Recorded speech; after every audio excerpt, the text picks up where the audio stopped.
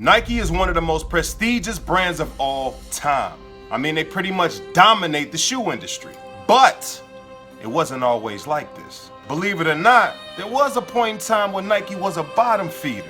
But what if I told you a man had an opportunity to invest in this bottom feeder with a boatload of potential, but turned it down?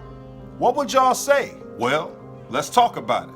Now, in this video, I had to do some digging, and y'all know me. If I'm gonna tell a story, I'm gonna tell it right. So I will be going into a little bit of detail about Spencer Haywood, aka the dude who made the biggest mistake of his life. And of course, I will be telling a backdrop about Nike. But before we start, y'all, I wanna say this. My favorite YouTuber took the time out of his day to give me a shout out on Instagram, which is clearly something that he ain't had to do. Now, his name is Jxmy Highroller. He makes the best sports content on YouTube, man. So if you're unfamiliar with his name, which I'm sure you probably ain't, go check him out. The link to his channel will be in my description. But us, we trying to get to 1K, man. So if you like and you enjoy what you see, please hit that sub button. Now finally, let's get into this video. Drop my intro. It's killer raps, we got the hottest staff. In 03, I made a dynasty like Robert Kraft. Now, mistakes are made every single day of our lives. I mean, sometimes we do things we don't mean and reap the immediate consequences. And other times, the consequences don't occur for a few years later. Point being, everything you do in life has a consequence, whether it be negative or positive. Meet Spencer Haywood, the man who turned down the opportunity to invest in one of the biggest brands in the world. But like I said, they weren't always big. You gotta start somewhere. In 1962, a man by the name of Phil Knight came up with a bright idea. Right? He was a distance runner in college who had a vision of one day dominating the running shoe industry. The leaders in that category at the time was Puma and Adidas. Yes, I said Adidas.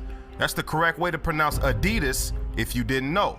Anywho, his goal was to pass them on a totem pole and inevitably take them out the game. Now, in order to do that, he would of course need his own shoe. So he flew out to Japan to partner with a guy that would help create the shoe so he could distribute them in America, which is pretty much how most businesses operate nowadays.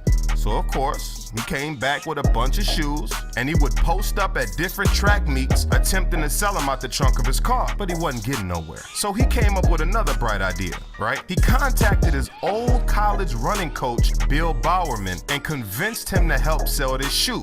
Now, we talking about a guy in Bill Bowerman who's trained numerous of Olympic athletes and was one of the most legendary running coaches in America at the time. So he had plenty of connections, y'all, but they would end up being partners. So they would each come up with $500 a piece to start a company called Blue Ribbon Sports. Now, it took some time, but when they got a couple Olympians to wear their running shoe, the company started to flourish, totaling over 300,000 in sales in 1969. So as the company grew, Phil Knight and Bill Bowerman started working on new branding for the company, and that's when they came up with the name Nike, named after the Greek goddess of victory. Now they had the company, they had the name, all they were missing was the logo. They needed something that would make the company identifiable without using its name. So Phil would find a local graphic design student and paid her $35 to come up with any logo she could think of. And that, my friends, is when the swoosh was born, the logo we all associate with Nike today. In 1973, they decided to try to tap into the basketball shoe industry after basically taking over the running shoe industry. Now, this would be tougher than it looked, but one thing they did know is they needed a top dog to help promote the brand. At that time, the leaders in this brand was Converse and Adidas. I mean, Converse had Bird and Magic, and Adidas had Kareem Abdul-Jabbar and Jerry West at one point. So like I said, all they knew was they needed one superstar to help promote the shoe, especially considering at the time,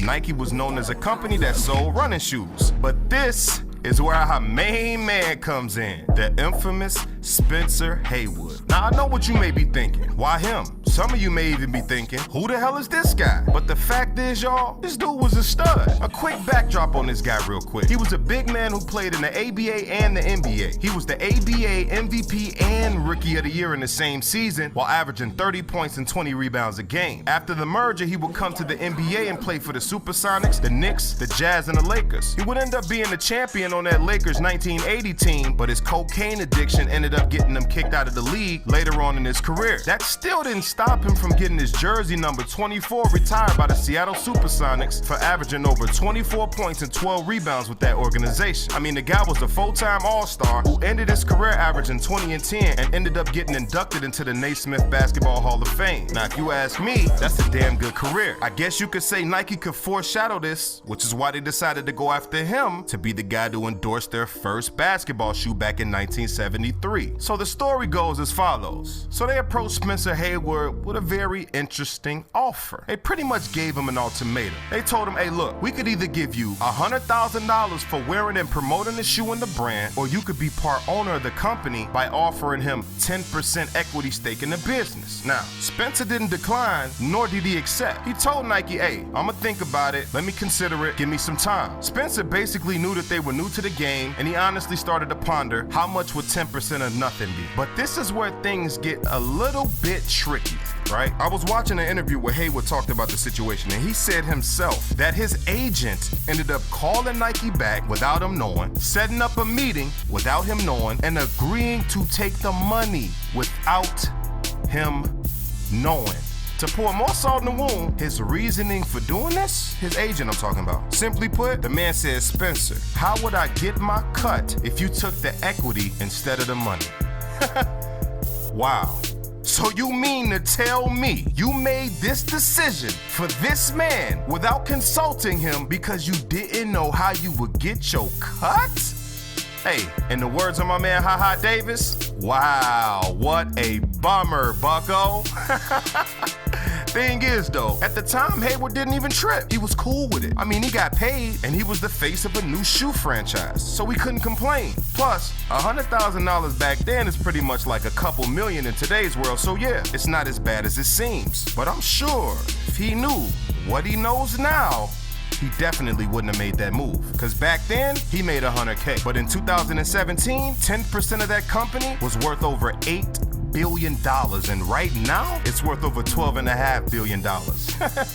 Holy off. Now here's my opinion on the whole thing. Let's hold up, let's talk about this for a second. In all fairness, honestly, how was he supposed to know what the outcome of Nike would have been? How would he know that this small bottom feeder company who never sold a basketball shoe in its existence would end up being the top dog in this industry? It must be true what they say. Cocaine is a hell of a drug, cause remember when I mentioned that being the reason he got kicked out of the league?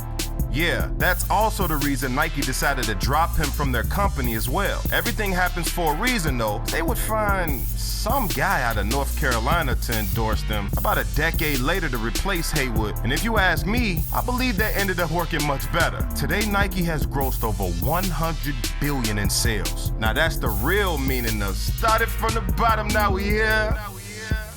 But anyways, that's pretty much all I got for you guys. Please leave a like if you enjoyed this video. Also subscribe to the channel if you love sports the way that I do. Please hit that notification bell next to the subscribe button. Be a part of this OG gang, man. Y'all already know what it is. But this was an interesting story in my opinion. Hey, I got two things. Down in the comments, I want y'all to let me know what y'all would have done. Put yourself in his shoes back in 1973. Not knowing what you know now, but knowing what you thought back then. And be honest too. Second thing, I want to know if y'all would be interested in knowing the rest of the Nike story. While I was researching this video, I found it to be pretty cool. So let me know if y'all want to know, what ended up happening in the Jordan era, and after that with LeBron and Tiger Woods and so forth. But anyways, it's been a doozy, y'all, and as always, OG out.